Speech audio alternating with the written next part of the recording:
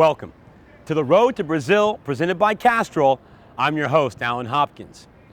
We are in the Great Northwest, Seattle, Washington, where the U.S. will take on Panama Tuesday night at CenturyLink Field in their first World Cup qualifier here since 1976.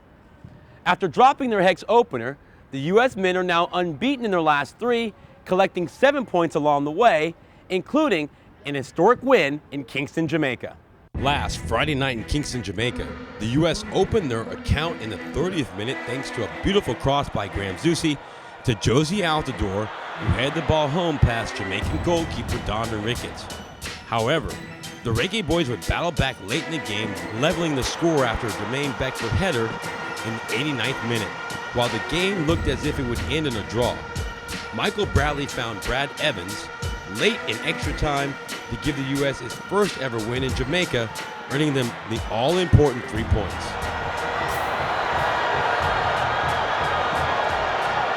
Now let's take a look at the hexagonal standings. After the win in Kingston, the U.S. climbed all the way up the table, now tied with Costa Rica and Mexico with 7 points. Panama sits below the three teams, sitting on 6 points, while Honduras remains on 4 points after their defeat against Costa Rica, and Jamaica rounds out the group, sitting in last place with only 2 points. Tuesday's Matchday 5 schedule rolls on with Mexico returning home to face Costa Rica. Jamaica hits the road to play Honduras, while the U.S. kicks off the first of 2 home matches, hosting Panama in Seattle.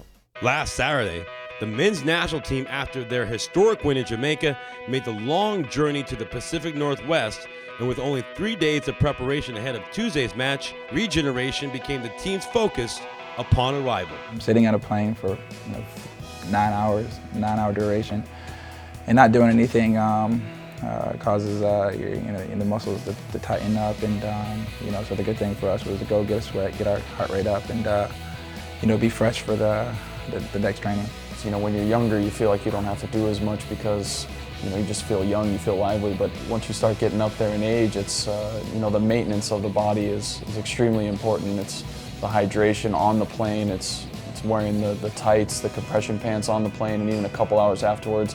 And then going into the gym and spiking, the testosterone and getting the body kind of, back into a game-type training mode. And then obviously jumping in the pool too and doing massage and nutrition is obviously another extremely important part as well. After 4 nights in Jamaica, the team was more than excited to return home to the U.S., especially Brad Evans and Eddie Johnson, who play for the Seattle Sounders in MLS and are very proud to call the Emerald City their home. This is now my home. I see myself here for a long period of time. Obviously being here for 5 years now, it's been incredible. And there's good months and there's bad months, but you tend to only remember the good months. And now is a great time to be in this city, especially staying downtown with how vibrant it is downtown when the weather's nice, and being next to the water always adds a little bit something special, and all the landmarks as well.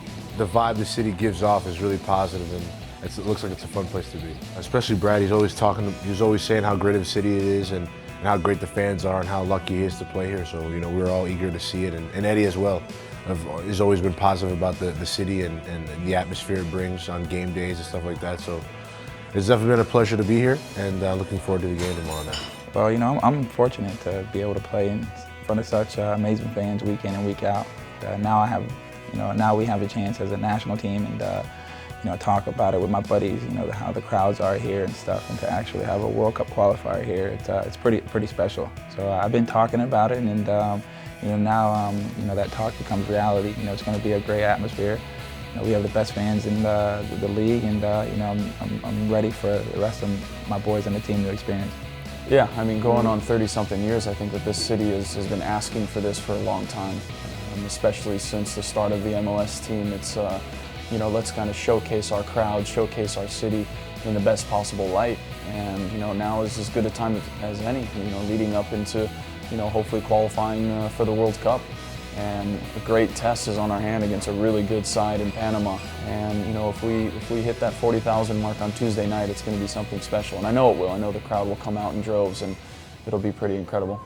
After a couple of training sessions on the newly laid grass at CenturyLink Field, the U.S. players are fresh and ready to face Panama on Tuesday night. Panama, I think, is a complicated team. I think they're very good, and through our past meetings, I think the last 2 times we played them, I think we won 1-0 in the Gold Cup semifinal, and then we lost them in the group stage. So I think it's a good team that's made a lot of progress, and they're going to continue to make progress. I think they're going to make it difficult for us here at home, but if we do what we know we can, and we're sound defensively, then I think we can get a result.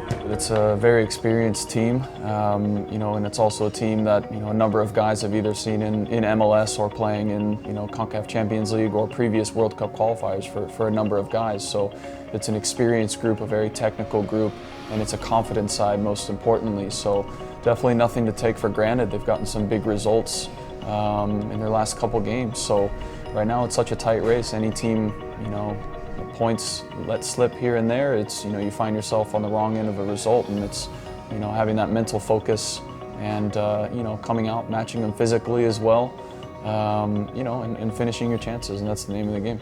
Well, Panama's they've been good, and we know how these games are in the last qualifying round for the World Cup. These games can be difficult if you make them difficult, or if you take care of all the right details throughout the 90 minutes, especially here for us, having a good home crowd advantage. Taking care of the little details, we can make it easy for ourselves. But if we let a team like Panama, in the game, it's going to be difficult for us. But every team's here for a reason. That's why they're here. They're great teams, so we can't take them lightly. But I like our chances as a team. Everyone's on board, and everyone's out for the one common goal, and that's qualifying for the World Cup. If you're looking for more in-depth analysis after national team matches, the Castrol Index is your home. U.S. Soccer's official performance index shows you exactly how every U.S. player performed and rated during the match. You can watch the U.S. take on Panama from CenturyLink Field in Seattle, Washington, Tuesday night with kickoff set for 7 p.m. Pacific time on ESPN, Watch ESPN, and Unimas. You can also go to USSoccer.com's match tracker or follow all the action from Seattle via Twitter @USSoccer. That'll do it for this edition of The Road to Brazil presented by Castrol. I'm your host, Alan Hopkins, and we'll see you next time.